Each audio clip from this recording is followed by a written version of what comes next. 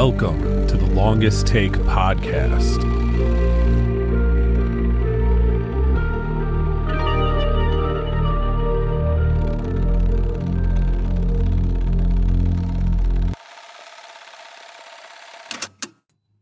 Thank you for tuning in to the Longest Take podcast. In today's episode, we are joined by phenomenal actor Lou Taylor Pucci. Lou Taylor Pucci has been a part of the cinematic zeitgeist for almost 30 years, being in films such as Thumbsucker, The Chumscrubber, Evil Dead 2013, Spring by the folks over at Rustic Films, and most recently, Touch Me. You should definitely check that one out. And today I have a co-host of Casey James. You may have come across one of our previous podcasts where we talk about books, which are also available on Spotify. We have 2 episodes. Thank you for listening. The first thing I wanted to bring up was, like, Sean likes to ask everyone what their top 5 movies are, and yours is already listed. I put one on there. I don't know if that's like the be-all, end-all actual 5, but right. I think all those 5 really mean something to me. And that's what we wanted to talk about, like, because what I notice is, like, you know, you've got Enter the Void, 12 Monkeys, The Fountain. What would you say about, like, sci-fi or, like, ephemeral kind of movie storytelling is, like, your vibe? I just think it's magic. I mean, like, I've always been interested in magic. One of the first movies I was interested in was, like, Edward Scissorhands, because it's just, I think I realized later that I was really into fantasy.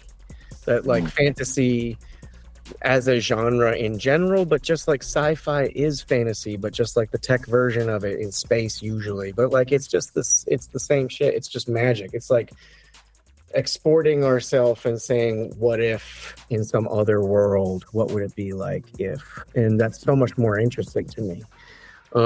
Like it's so much more fun to think like that. And it's how we used to think in like the 90s. Movies were like that because nobody had seen everything before. You know what I mean? Now everybody's seen everything you could think of. Anything you could think of is done. It's been done. It's been seen. So like when Jurassic Park came out, I remember my dad being like, we're going to get to see dinosaurs for the first time, you know? Like all I ever did was fucking look at them in books my whole life. You know what I mean? And that's 40 years of doing that. Now we have seen it. So we're kind of desensitized to everything, you know? I think that magic and, you know, I mean, fucking 12 Monkeys is one of the best movies ever. I saw it as a ripped, like, what do you call it? It was a VHS, you know, somebody filmed it in a theater bootleg. Oh my God. And my dad used to come home with somebody would come in a van with a crate of VHS tapes to his t-shirt printing shop that he worked at.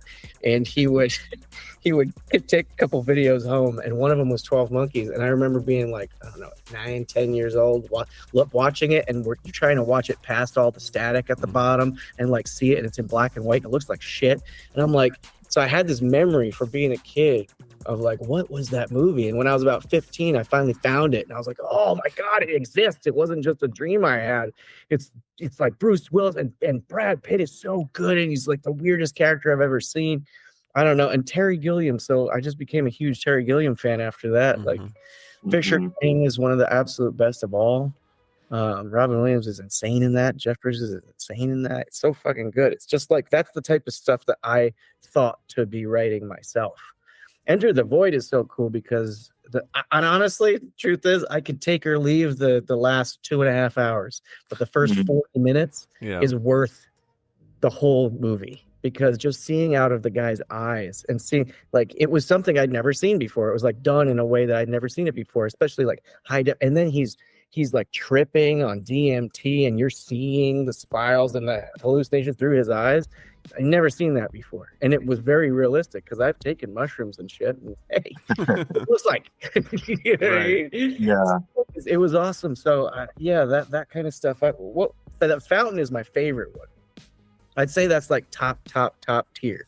I don't know. There's certain movies, like it happened with Donnie Darko, although that became it didn't hold up as well, I would say. But like Donnie Darko, when I first watched it, I had to watch it twice immediately. Like it's only happened twice in my life that I had to do that. And the second one was The Fountain. The Fountain, it was just, it's it's perfect in my opinion, because you're telling three of the same story, but the story is moving on forward, and it's just getting bigger and bigger, and you're in a real world, you're in a fantasy world, but is it all the same world in the end? Like, it really just breaks your mind apart. And I don't know, I think the acting is awesome too. Like, Hugh Jackman is Rachel Weisz. I mean, Darren Aronofsky has a knack for picking the hottest women ever to be in his movies. Just really does that well. That is true. Yeah, Jennifer Connelly in Requiem for a I don't Dream. think I've ever thought about that. Yeah. But, like, Black Swan. Black Swan, Natalie Portman. Yeah. Mila Kunis. Yeah. And Natalie Portman. Right. Yeah. Jennifer Lawrence and Mother. Yeah. Exactly. Yeah, he's just, I don't know. So, have you seen Terrence Malick's The Tree of Life? So magic, that's an interesting, because that leads me to what I wanted to say next was like, one, I've been actually a big fan of yours since Thumbsucker. Oh, sick. Thanks. Yeah, dude. Like, this was like usually Sean does this. When he told me that he was talking to you, I was like, let me in. Because,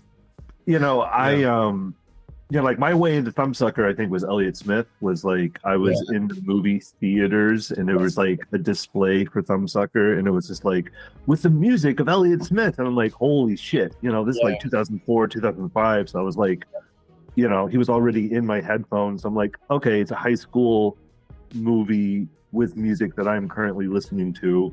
So, I got into that. I think he died while we were editing that movie. That's pretty sure that's what happened. Yeah. Wow. Yeah, because he was supposed to do more music for it. I think I read, and then he had died. Yeah, and then he stabbed himself.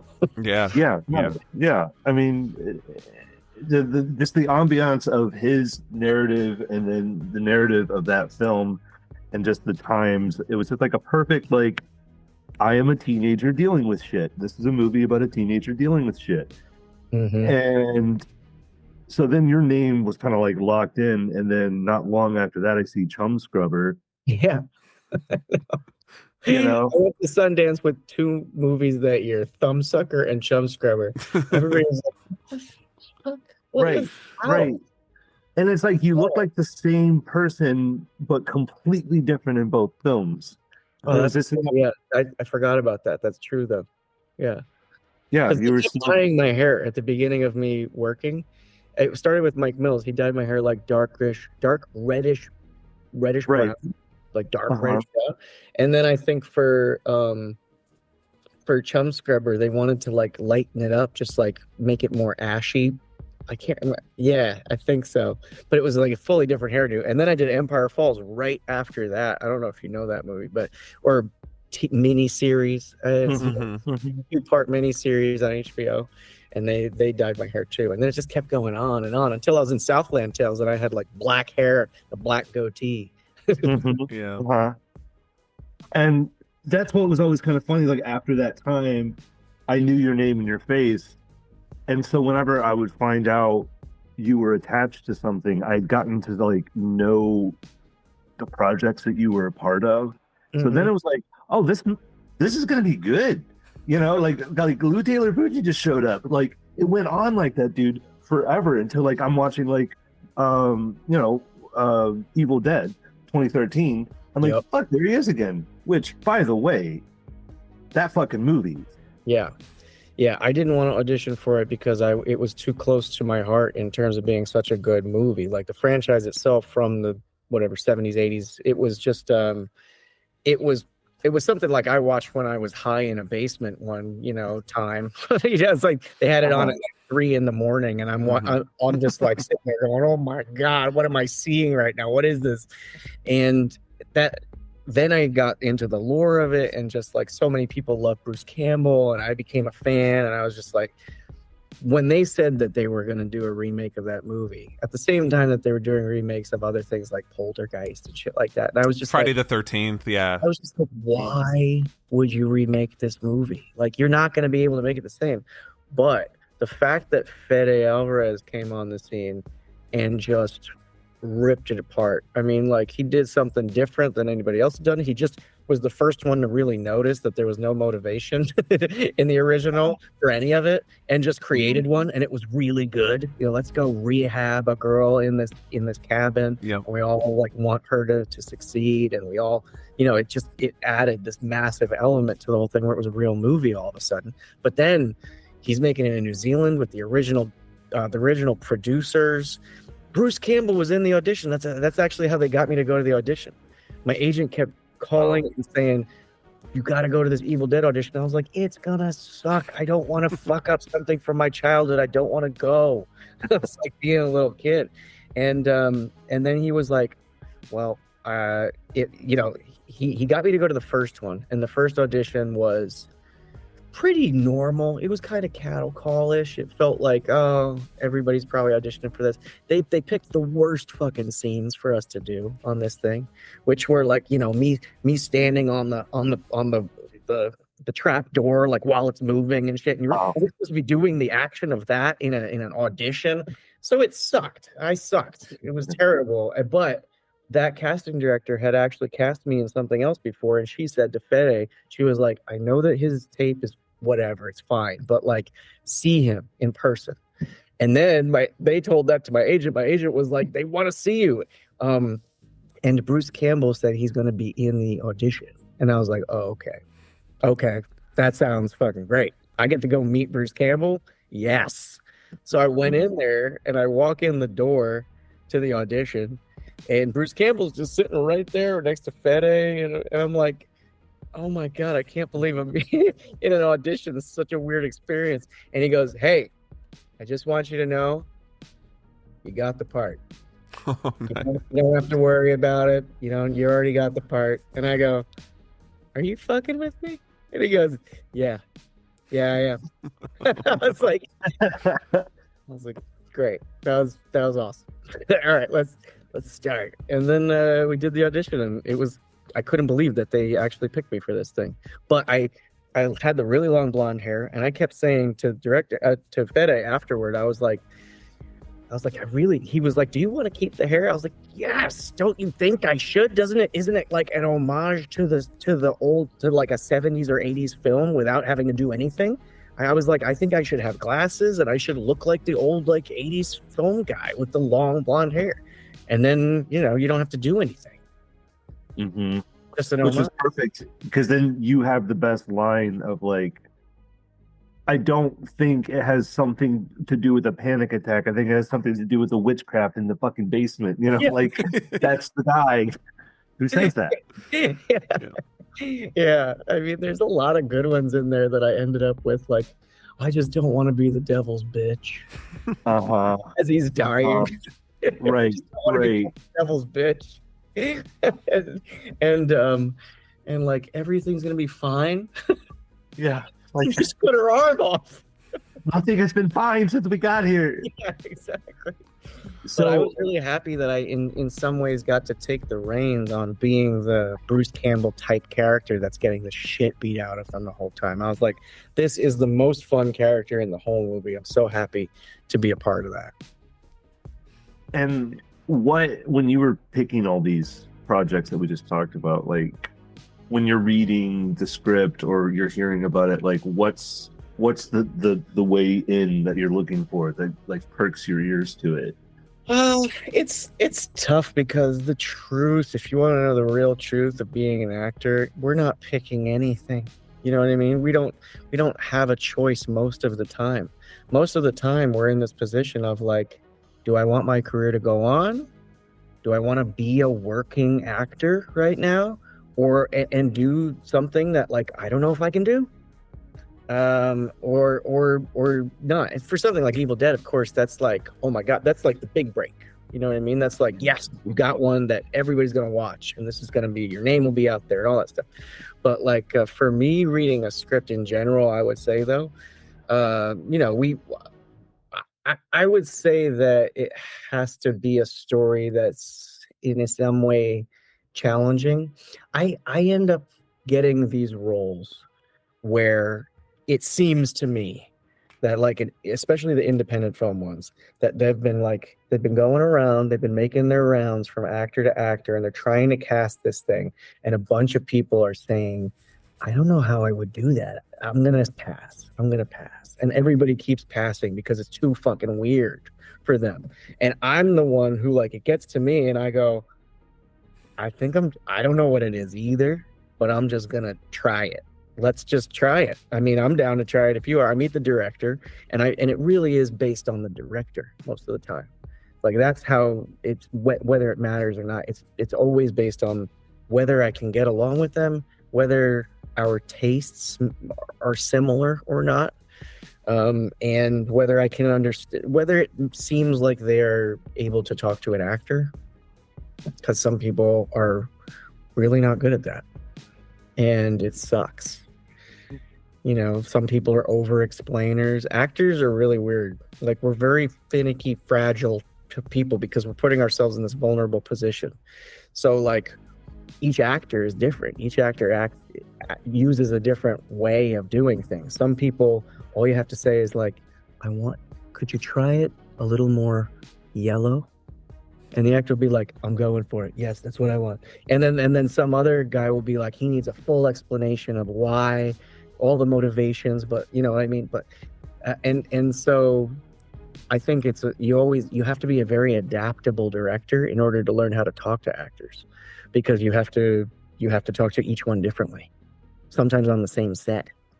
And if you do over explain something too much, or if you're too complimentary, sometimes even, it can make you feel weird, or it can make you like self-conscious while you're doing your job. And it's a hard thing. You have to find like a director who knows how to talk to actors and knows how to present themselves differently to each person, put on a different hat for each thing that they need. But like in a script, I would say dialogue is the first thing that I notice is either a problem or not a problem, because either everyone sounds the same or everyone sounds different. And if everyone sounds different, you're like, okay, I get it. You know what I mean? I see these people as different people. A lot of times when writers, especially amateur writers, write, like, all the characters sound like they're the same person. Yeah, absolutely. And I really like what you said about, you know, the way that directors should kind of adapt to the performers. And that's a good segue into this piece here where, you know, you've amassed such a large filmography, right? And you've worked with some, you know, directors that I think are pivotal filmmakers just, you know, out there, like Mike Mills and Thumbsucker and Beginners, Richard Linklater, who's a personal favorite in Fast Food Nation, Richard Kelly in Southland Tales, Fede Alvarez in Evil Dead, and another couple personal favorites, Justin Benson and Aaron Moorhead. Like, you've had such like a really great collection of directors you've worked with. So with that diversity of artists, what has been your biggest takeaway? Like, is there a method one would do and the other would perhaps do differently? Do you have a way in which you acted around these guys that, you know, that you changed up? It's kind of exactly what I just said. All of those people are extremely adaptable. Oh, okay. Like Richard Linklater likes to do a lot of rehearsals. Mike Mills, we had 2 weeks of rehearsals before Thumbsucker so that he could get us to feel like we were a real family. And I walked out of there thinking Tilda Swinton was my mother and Vincent D'Onofrio was my father. Like, for real. I still, when I see them, get some weird, like, I still think I'm calling Vincent dads and Tilda moms sometimes. It's weird. And I've worked with Vincent like maybe 4 times now, because I worked with him on Law and Order, Criminal Intent. And then Justin and Aaron, Moorhead and Benson, brought me on to Daredevil this first season, which was so cool. Because I'll tell you the truth, they're the first directors that I've ever worked with. Here's the thing that happens with directors. They cast you in one thing, and then they think of you as that thing forever. And they can't not think of you that way. And as an actor, You're like, no, I'm not even that thing. Like, I'm not even that guy. That was pretending. That's like what my fucking job is. So like, you have to be, I would love if you could just see me as like a lot of different things and then just bring me into every audition. Cause like, that's the weird thing that directors don't do, in my opinion, that they should, is that if they like somebody as an actor, they should just bring that guy into every audition that they have and be like, what would you do with this? Because we don't care. We're used to rejection. We're used to being like, oh yeah, okay, we didn't get it, that's fine, but I'm glad you brought me in, thank you for doing that. You know what I mean? Like, it's nice to go in. Justin and Aaron were the first people so far in my entire life who have ever brought me back, who have ever said, like, we want to work with that guy again. And he's not just our Evan from Spring, he's our, Adam from Daredevil. And then they also produced this new one, Touch Me, which I came in as Brian, the alien. So, like, which was very nice of them to, like, recognize that I'm an actor. It's weird, but directors are really finicky, fragile people too, and usually creative and artistic, and they've got their own hang-ups. And I love that Aaron and Justin could see me as an actor and could bring me into more things. Yeah, and know that I'm not just their one character. Yeah, and that's awesome to hear, because those two, I mean, no matter what they do, I'm always like, front row for them.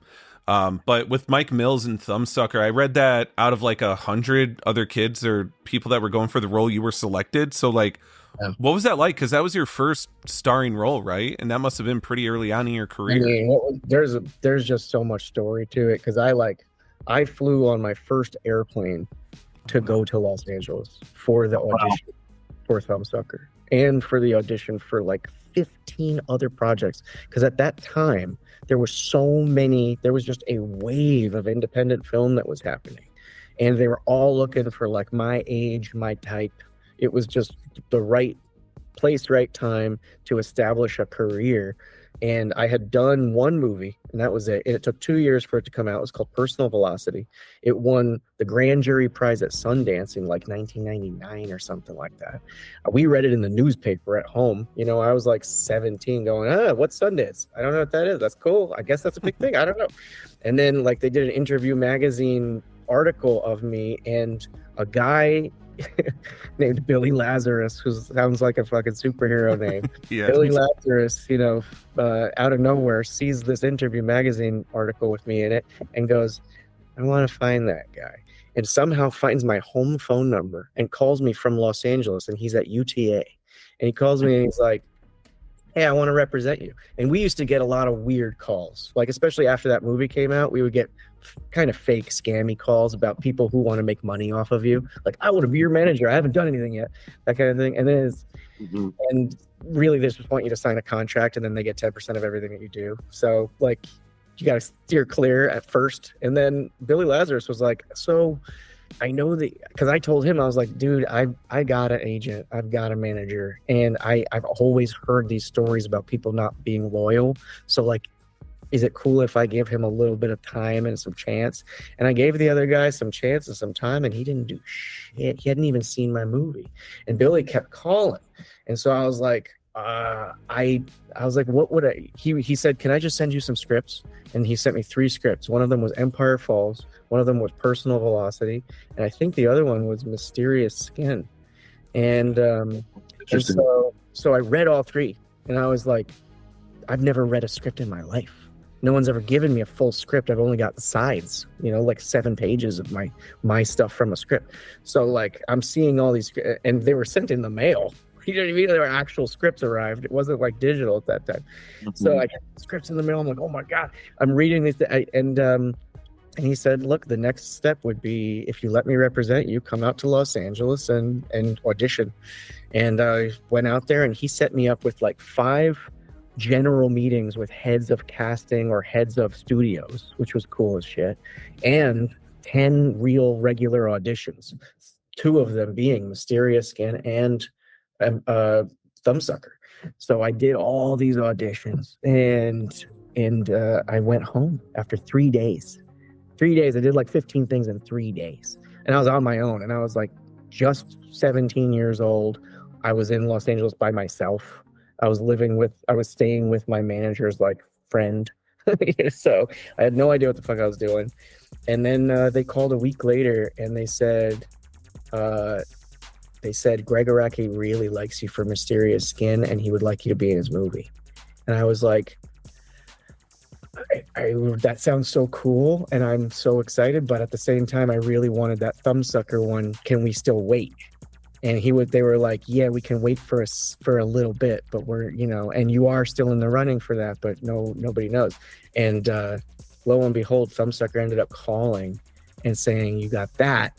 And I was like, holy shit, I can't believe it. I just booked 2 major roles. And so I had to say, I can't be in Mysterious Skin to Greg Araki. And once that movie came out, I was like, damn, that's also awesome. That's like not what I expected it to be. And Greg Araki who was already big, but like, God, he was huge. He's just such a name, and such a great director.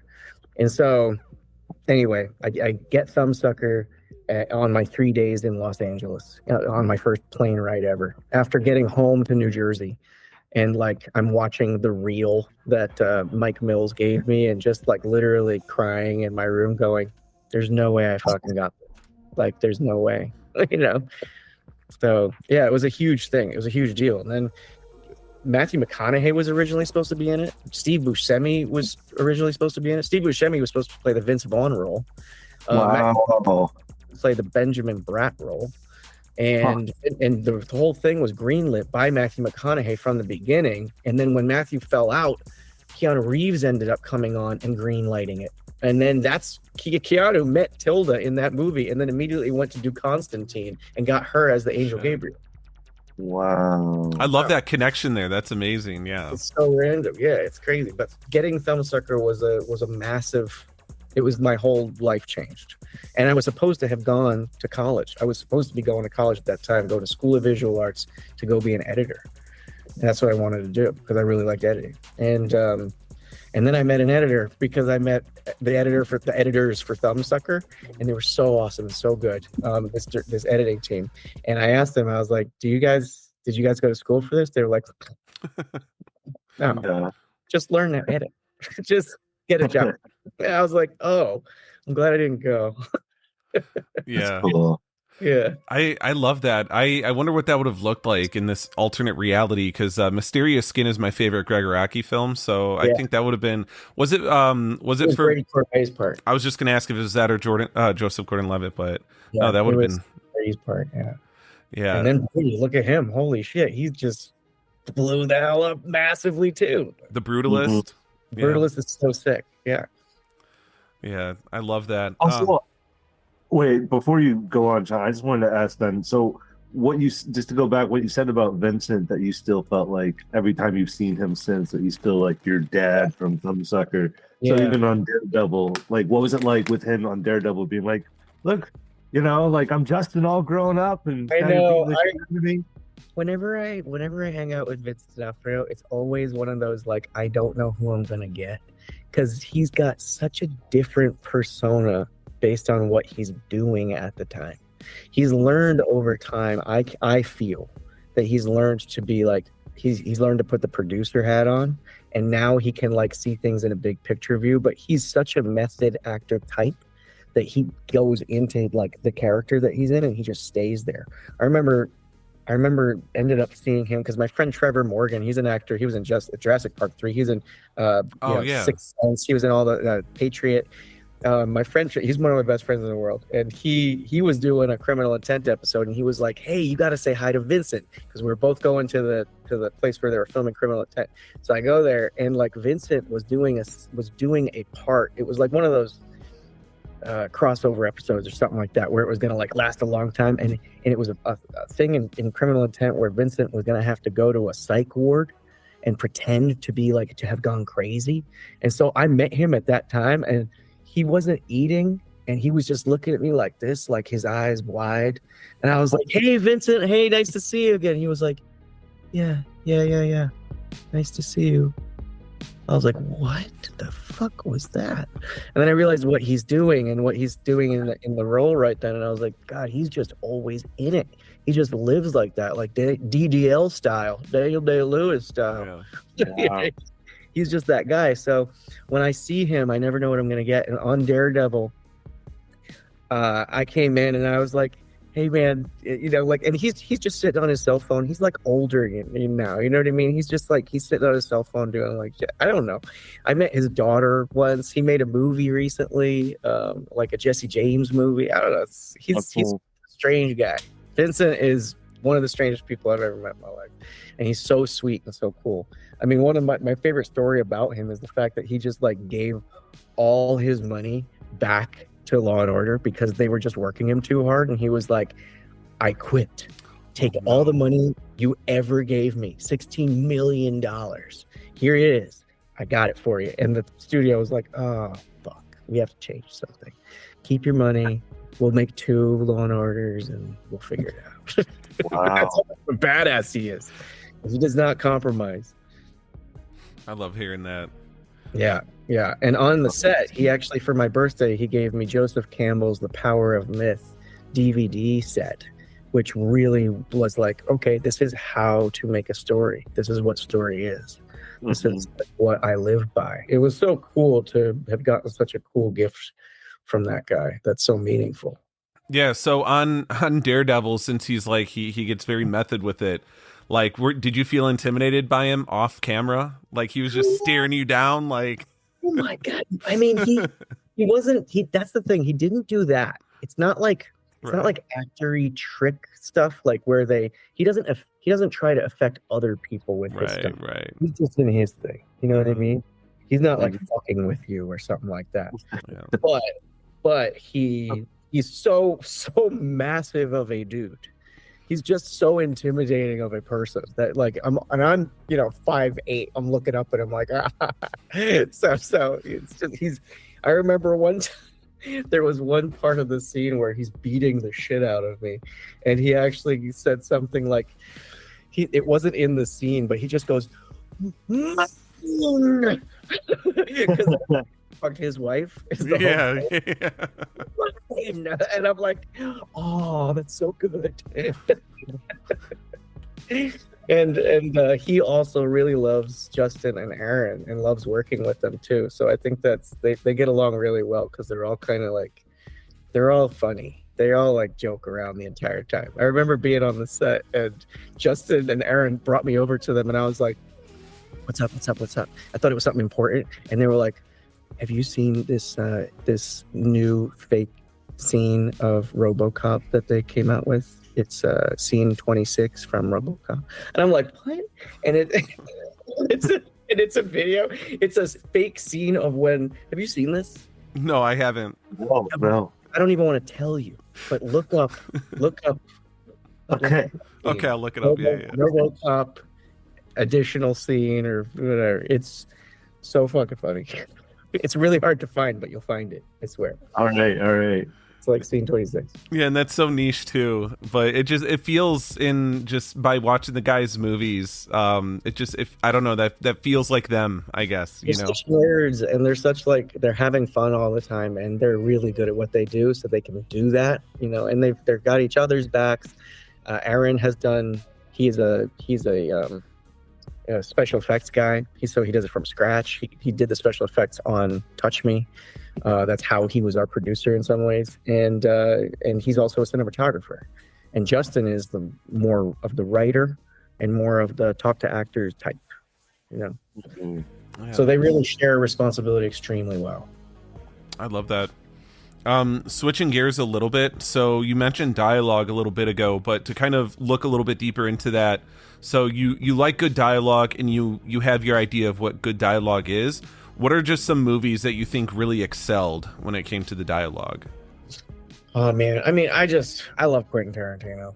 You know what I mean? Like that's the best dialogue that you've ever heard. And I'm doing an acting class right now where I'm doing Glengarry Glen Ross, like David Mamet. Like that's insane dialogue. It's so good. You could play it in so many multiple different ways, and it's always good. It always works because the writing is so well written. It's so real. It's so obvious. It's like you can play it as the insecure guy or the confident guy, same part, and it still works perfectly. But yeah, like Reservoir Dogs when they're talking about tipping, you know what I mean? It's like that's just those. Nobody even can get away with that like him. Like who else can do that? Can have these like long dialogue sprees where people are interested in what they're saying? Nobody. Right. And I also want to note, have you seen the Before trilogy? Before Sunrise, Sunset, Before Midnight? Yeah. So a little bit different type of dialogue, but still those are movies that, you know, you work with Richard Linklater. Like there was some improv in there too. Well, like that's definitely how Spring was written. Spring was written, but we were allowed to have a little bit of, you know, say in some of the improviness of it, and like they wanted it to feel real. And sometimes you just have to say words from your own mouth that aren't written in order for it to glue it together and make it feel real. But that's what their inspiration for Spring. Part of their inspiration for Spring was definitely the Before series. Yeah, for sure. And to talk about Spring for a little bit, so I don't know if you're an underground hip hop head, but that beginning scene in Spring with Cage, that was so funny to me, because I was just like, wait, what the fuck? Because I didn't know he was in it, and then I'm watching it, I'm like, what? Like, I had no idea who he was. You I didn't did? know Oh, no. he was anything. All I knew was he was wearing a grill, and he was like the sweetest dude, so chill, you know. But I think he was a little scared because he wasn't in movies before, right? You know what I mean? But like, I had no idea he was a part of hip hop world at all. And he's just he was great. It was amazing. We got to do like a fight scene together. It was probably much easier for him because I feel like fight scenes at that time in my life, I was like, I don't know what I'm doing. Where should I go? Oh, did I get hit? He's like, I didn't know how to sell it very well. I hadn't done that stuff. I never really got like, you know, training, that I never went to school for acting, or like, when I say I go to an acting class right now, it's practice. It's like I go to a class where we get to kind of do whatever we want and we just practice. It's nice. But I've never learned like the way to do things, which I think I wish I did in some ways, because I would have a bigger toolbox to use. But in a weird way, I got to use I got to use like failure, like making real films, and whether something worked or not or didn't work, in order to gauge, you know, trial and error of how to act. I remember at the beginning with Thumbsucker and all those movies, I actually thought that you had to be those characters. I was looking up to Vincent D'Onofrio. I thought that being a person was acting, and it turns out that's fucking false. That is not true, because you also are an entertainer. And things have to be entertaining. And if you're just the person, then you're relying completely and only on the director in order to make something entertaining. Like, they're going to take the best parts, right? Because if you're just you, then you're making a documentary. Because most things that a normal person says, 90% of them are fucking not entertaining at all, not useful. So it's not going to end up in the movie. So like these written things, what I had to start realizing was, like, I did learn about one of the acting teachers, Stella Adler. One of her biggest things was that you have to make the most epic choice, as if this person never lived before and is never going to live before. That you have to make a choice that makes the whole script understood with every choice. You know what I mean? And that's what I started to learn was, I have to have like fun.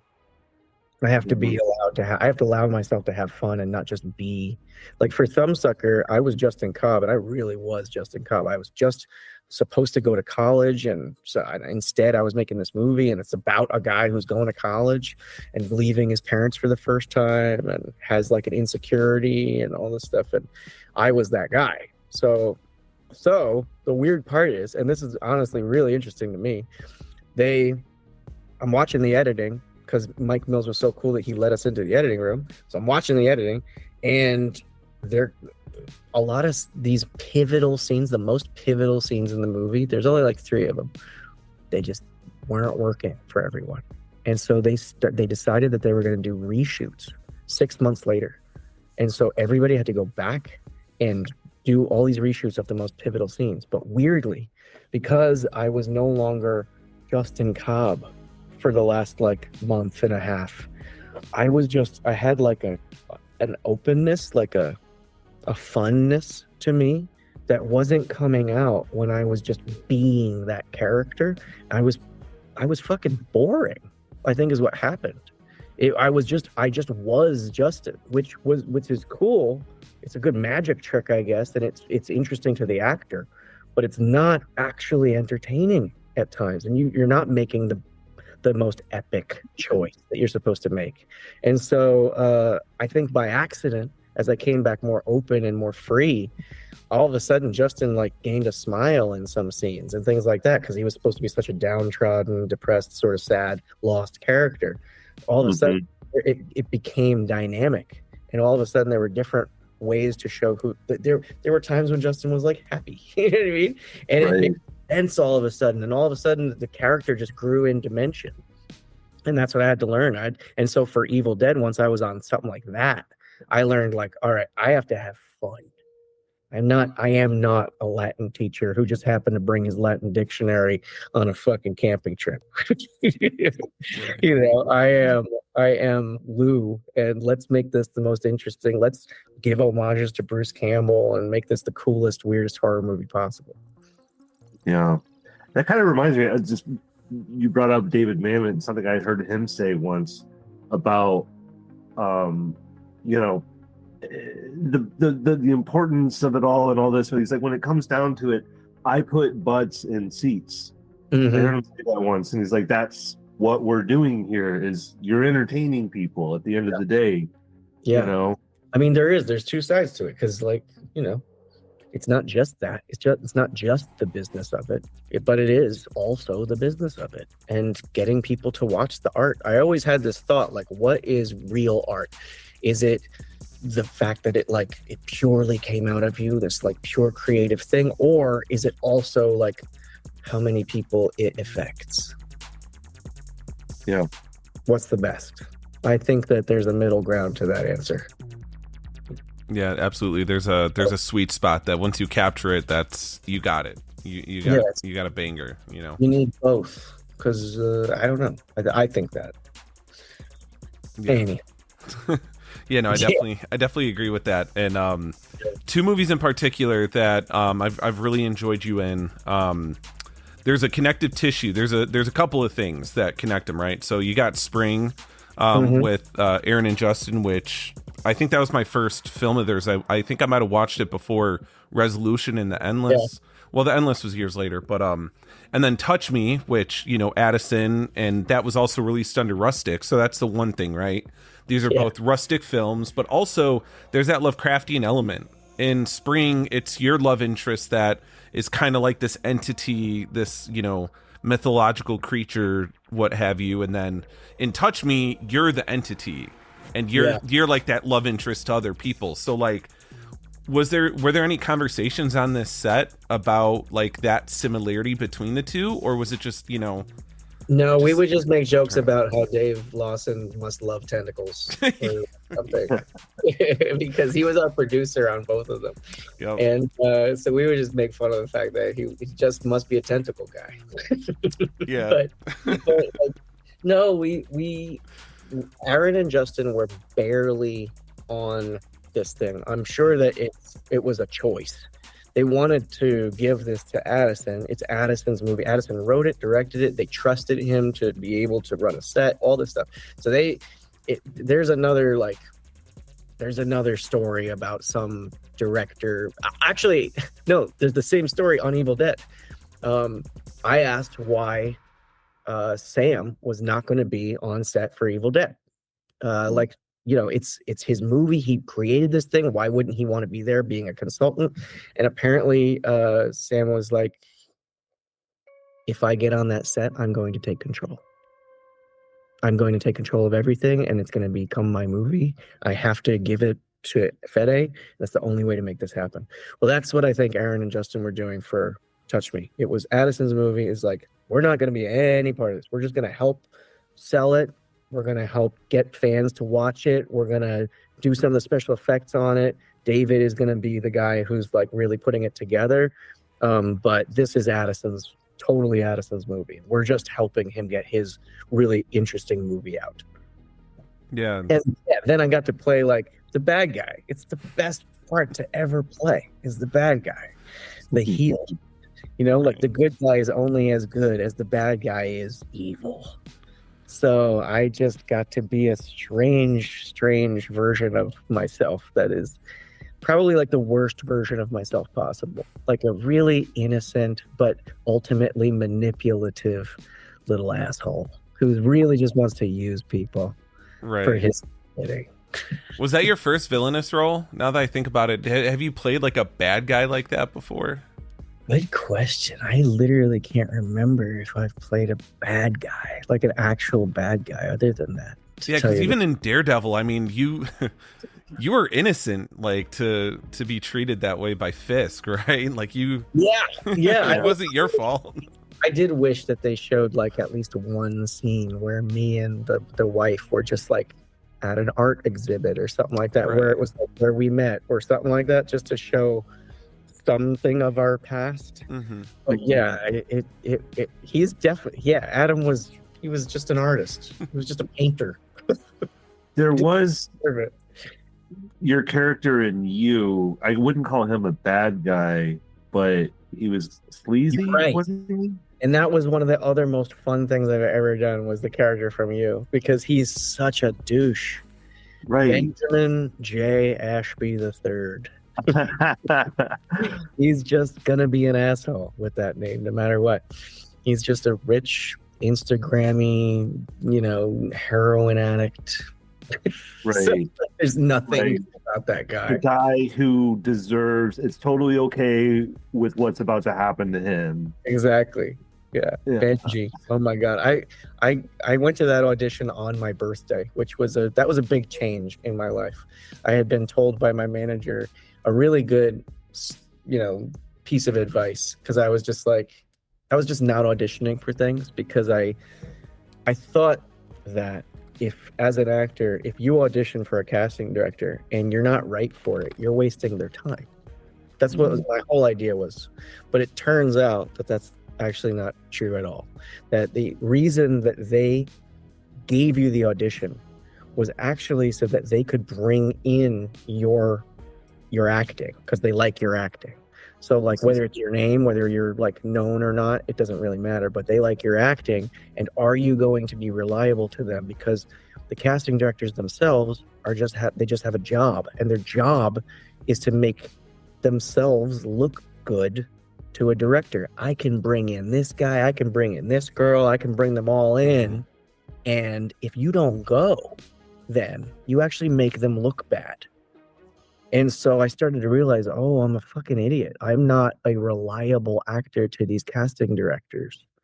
I am thinking that I'm doing them a favor by not wasting their time, when really I should go in for the 40-year-old drill sergeant, even though I look like a boy. You know what I mean? Because if I do that, the director has the ability to say, I didn't like that guy, but he did a really good job, and it was nice to see him, and blah, blah, blah. And that's it. So now I have a completely different outlook on this, and I only say this because any actor who's ever watching this should know, go to every audition. Just go. You're not better than it, but also you're not helping anybody by not going. Right, and I think that's a great way to look at it. Before I get off the subject of Spring and Touch Me, so Rustic Films, those guys, they have their quote, make movies with friends. Yeah. Being on both those sets, and I mean even Daredevil Born Again, do you feel that kind of like relationship with the cast and crew? Like it's very much like hey, like we're all, Which is pretty nuts, because like now it's like Marvel friends. These are our Marvel friends. Yeah. Oh, I love that. That's cool. Nice to meet you, Marvel friend. Yeah, it's pretty weird. It's really cool. They've always had it, and I could see that even when we just made Spring, that they had something special, whatever the hell it was. They worked together in such a way that they were creating something new and genre bending in a way that nobody's done that before. But the fact that they did like Moon Knight and Loki season 2, and then all of a sudden now they're Daredevil. And seriously, I think Daredevil is like the most watched show on like at least on Disney. You know what I mean? For sure. It's such a good show too. That's the other part, is they're kicking ass. Mhm. And they were brought onto that thing because like it didn't work out, I guess, with the first showrunner or something. They filmed 6 episodes, and then Disney or Marvel said, no, we don't like it. We want to go in a different direction. So we have to bring other people onto this. And Aaron and Justin were two of the people that they brought on to fix it. And like now it's become what it is, and it's awesome. Yeah, and I definitely agree with that, because I mean, with what they did with Loki was incredible and some of the best things I've seen with the MCU. So it makes sense that they would be like, all right, let's use these guys over here. Yeah, and so I just wonder what their trajectory is after that. I mean, I know what they want to do. They just want to make their own shit. But it's been such a bad, weird industry right now. It's been so horrible since COVID, Yep. and then the SAG strike, and then we've almost just had another SAG strike. That's how long it's been since anything's been good. We had almost like a second strike, and nobody struck because they're like, hopefully we could just make a deal, because nobody's had any jobs in like 6 years. Yeah.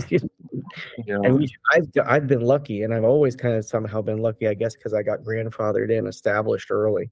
But I feel very bad for anyone who's been trying to start acting in the last 6 years, because they are screwed, or they were screwed, and probably had to make different choices. There's so many people moving out of Los Angeles right now. Production, makeup, special effects people who've done this for 40 years, 50 years are like moving out because there's not enough work here. It's been crazy. Yeah, and speaking of special effects and makeup and all that, you're drawn to practical effects and everything. Yes. So like, what do you? Because there's a few movies that you've got to work with that, right?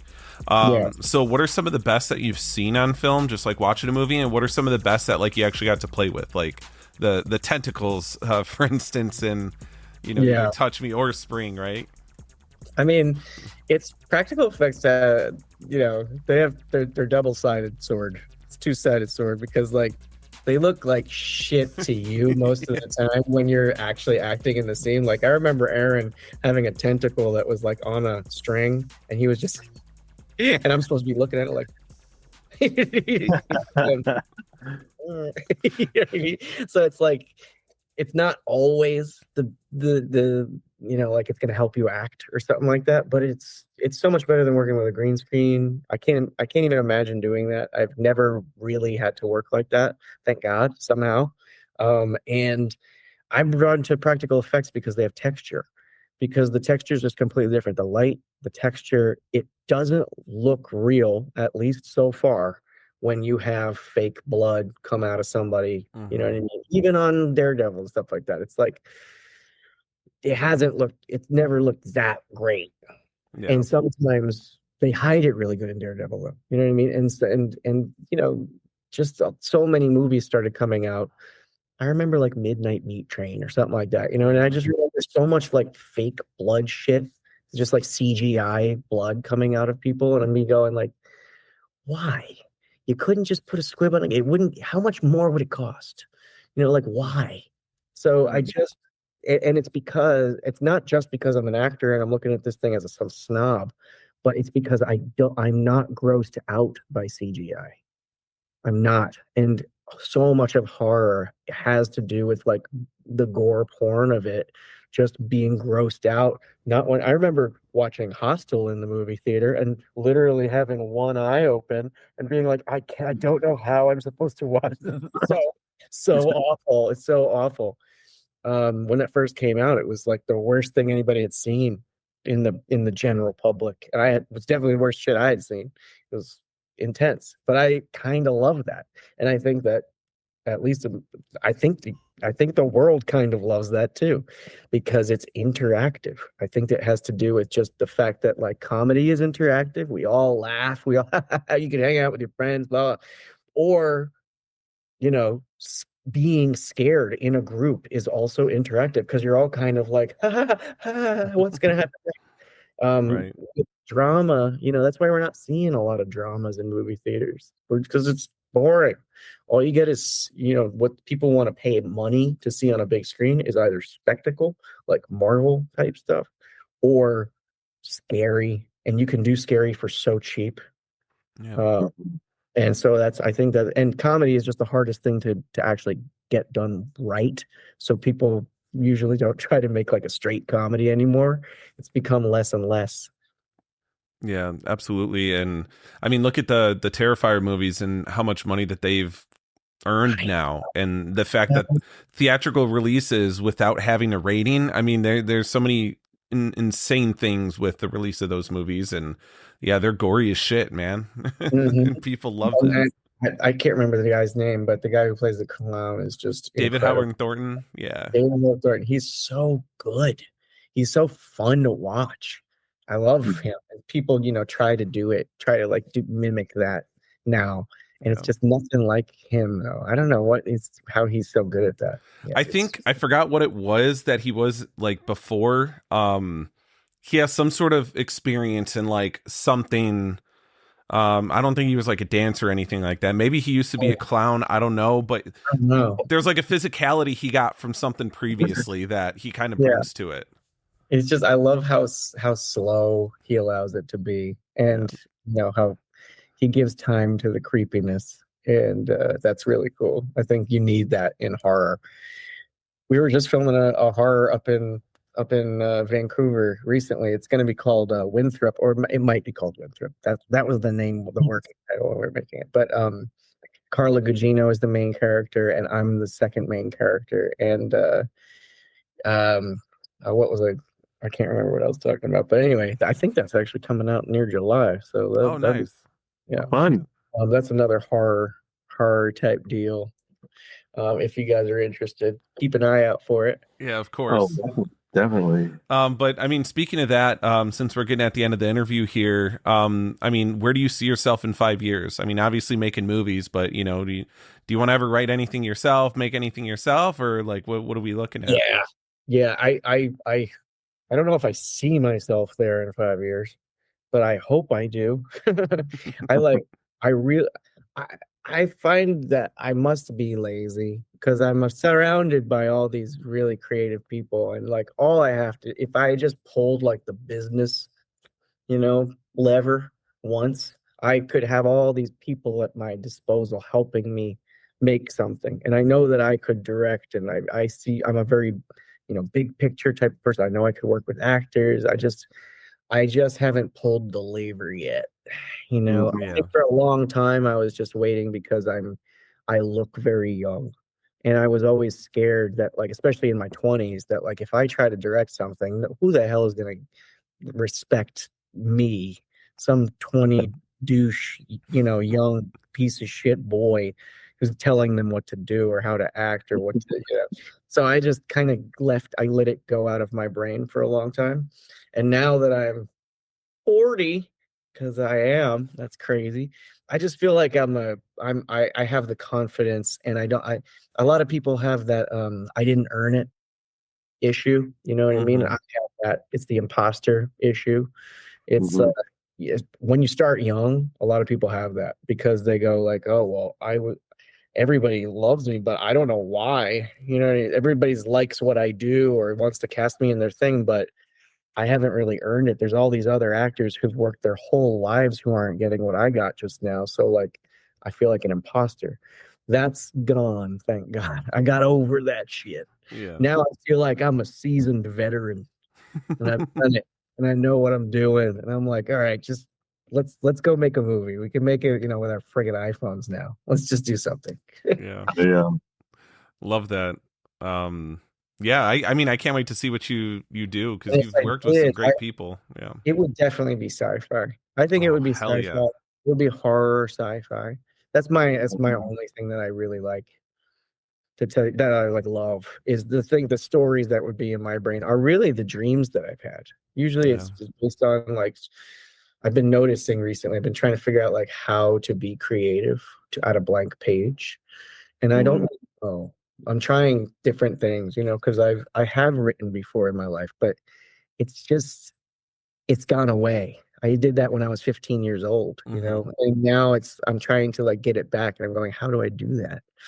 And I think it's going to have to do with acting. I think it's going to have to do with like putting myself into the zone, like becoming whatever character that is, and then writing as that character. That would be one way of doing it. But I also just feel like